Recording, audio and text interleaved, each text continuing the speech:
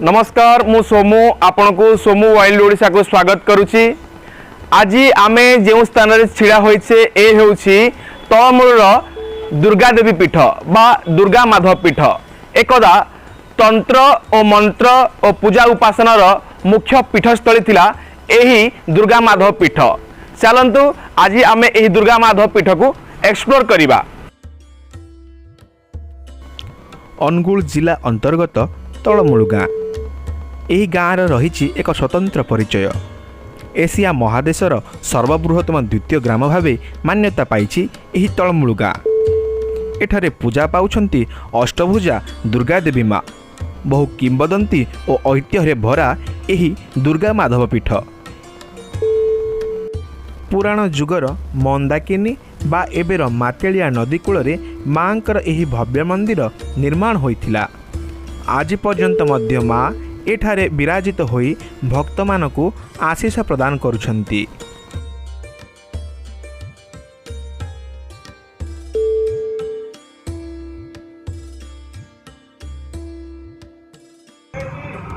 ए हेउछि प्रसिद्ध शक्तिपीठ दुर्गा माधव मंदिर। त्रयोदश शताब्दीर कथा, जो समय रे सोमवंशीय राजा माने शासन करुथिले एही अनुगुल अंचल को। सही समय रे दुर्गा माधव मंदिर निर्माण होइथिबा इतिहास रे नजीर रहिछि। ओडिशार एक भिन्न पीठ हेउछि तळमूलर एही दुर्गा माधव पीठ। समस्त जगार शिवंक सह शक्ति पूजा पाउथिला बेले एही ठारे नारायण बा माधवंक सहित दुर्गांकर एक अपूर्व मिलन देखा जाई थाए, जहाँकि ओडिशार अन्य केउ स्थान रे देखा जाए नहीं।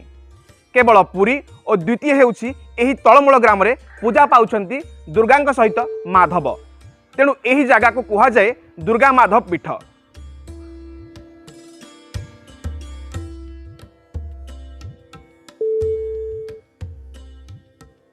अच्छा, दुर्गादम पाई रजा सबू महापात्र खंजा कर देजी। तांको पाई केते 52 को ना 50 एकर जमी भी अच्छी सेपटे सब रही। हे जमी सेने भाव करी खाऊसने, पाली करी पूजा करुसने। माधव माधव तो बोली खावेनि किछि खावेनि, से तो विष्णु माधव माने विष्णु हे गले। तेणु से खाली तांको पाखे रहिसनि पूजा पाउसने। माधव मोहरु शुणंतु एठे असंती, पुरी रे अछंती, जाजपुर रे अछंती, आ कोठे माधव नाहंती। दुर्गांग से माधव कोठ रहिबेनि। दुर्गांग से माधवंकर लिंक कोन, लिंक किसी नहीं। अच्छा, से एठे पूजा पाउसने। सेतबळे रजा कोन कले, यांको पाई 10 खुंब माने 10 देवता। से 10 खुंब देखिथिबे थिबे, देखले तो हे 10 खुंब को से स्थिति करैछंती। दुर्गा देवी मंदिर देखले, मंदिर रे ठाकुरानी देखले, हेतळे मूर्ति करी मंदिर से तळे थिला। एठे आउ टिके उन्नत धरणर 60 मसारे ए मंदिर डी उठी आसीजी। महाप्रभु चाळ घर रे पत्थर तळ थिला, ऊपर चाळ थिला, हे घर रहउतले। 60 मसारे डी उठी आइसले। मंदिर को प्रवेश करिया मात्रे सम्मुख भागरे थिबा घोड़ा, व्याघ्र आदि मांकर वाहन मंदिरर शोभावर्धन करिथाए।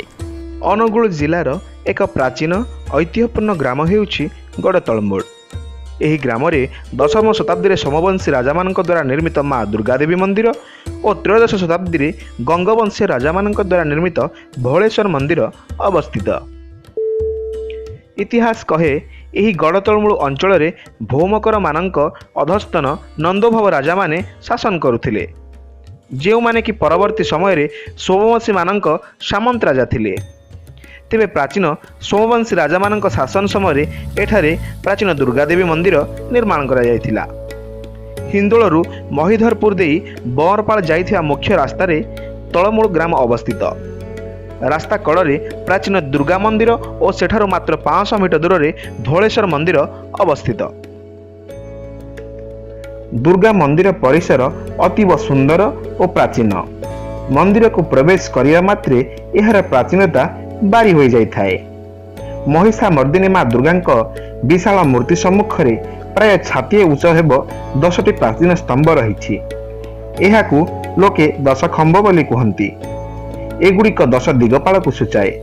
पूजक कहवा कथा अनुसार यह एक प्राचीन तंत्रपीठ अटे। पूर्वे लोक माने एठारे 10 दिगपाल को साक्षी रखी विभिन्न कार्य शपथ पाठ करुथिले। मंदिर को प्रवेश करिया मात्रे एहार प्राचीनता जल जल होई देखा जाए। मांकर एक भव्य सुउच्च मूर्ति सांगंकु मंदिर परिवेश रे पूजा पाउछंती 10 खुंब बा 10 स्तंभ। प्राय 1700 मसीहा कथा एठारे एही 10 खुंबंक मध्यरे पूजा पाउथिले ढेंकानाल रे पूजा पाउथिबा बलभद्रंकर मणि विग्रह। एठारु कालक्रमे हिंदोल चितलपुर और परवर्ती समय रे ढेंकानाल को अवस्थापित होइथिले ढेंकानाल पूजा पाउथिबा सिद्ध बलदेव जीव जे मणि विग्रह से प्रथमे एहिठारे पूजा पाउथिबार इतिहासर किंबदंती रहिछि।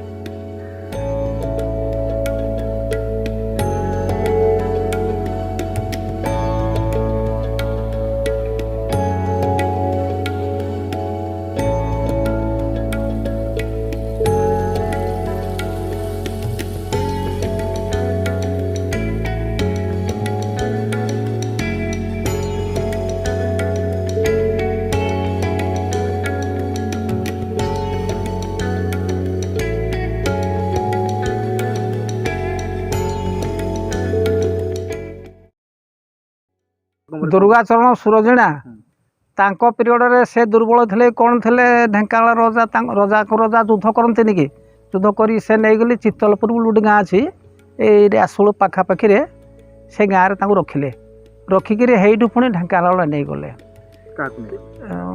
बलराम बलराम को नहीं गले बर्तमान बलराम मंदिर ढेंकानाल अच्छे ना आम तलमूल बलराम मंदिर ढेंकानाल अच्छी बस स्टाण्ड आगू से ठाकुर पूजा पाऊँ रजा थिला बेले यू भोग जाए भोग गले भोग लगे से भोग पठाती।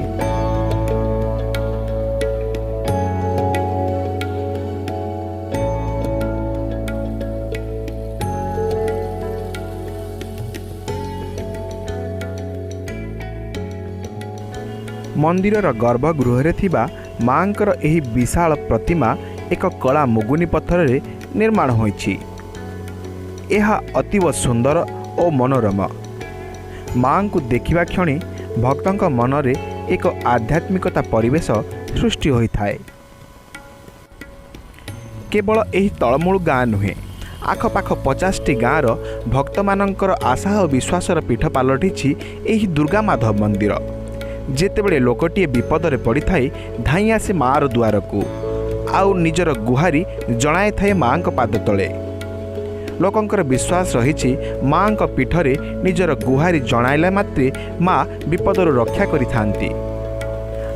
वर्ष तमाम मांकर एही पीठरे विभिन्न पूजा पार्वण हेउथिया बेले मांकर मुख्य पर्व हिसाब से दशहरा को गणा जाइथाए।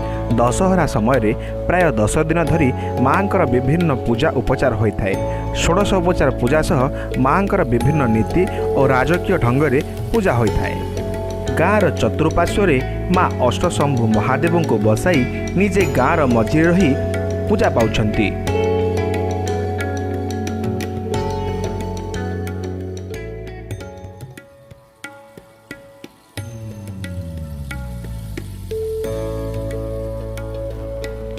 ए हेउछि भोलेश्वर महादेवंकर मंदिर। मंदिरटी को देखिला मात्रे यार प्राचीनता बारी होई पड़ुछि। केही केही एहाकु खारवेलंक समयर मंदिर दाबी करथिया बेले केतक इतिहासकार एहाकु गंगवंशीय राजा माने निर्माण करिथिया नै दाबी करंती।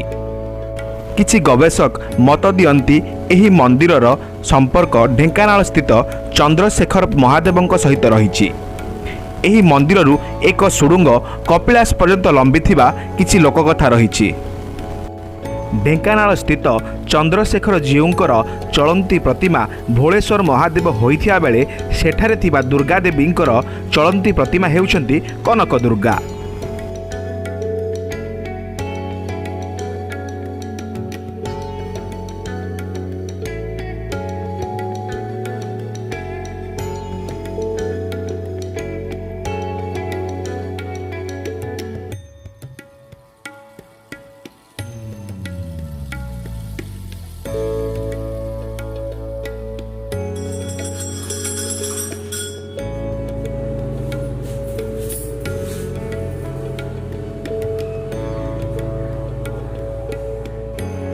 ଏହି ମନ୍ଦିରର पार्श्व रे रहिथिबा एक विराट पत्थर भूमि को स्पर्श करी भेद करिछि।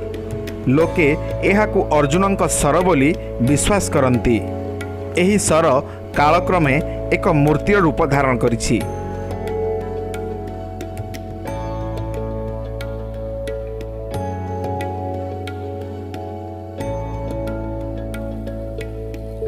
फलमूलर दुर्गा माधव मंदिर ठारू प्राय 500 मीटर दूर में निर्माण होइछि भोलेश्वर महादेवंकर मंदिर।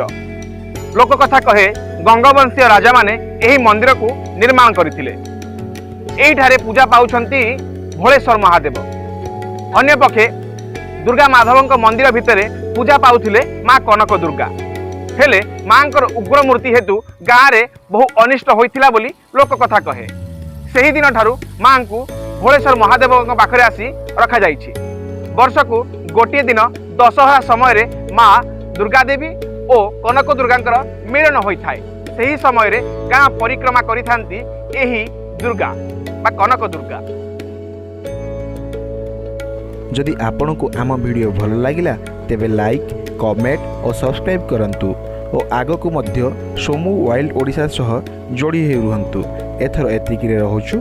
नमस्कार। जय जगन्नाथ।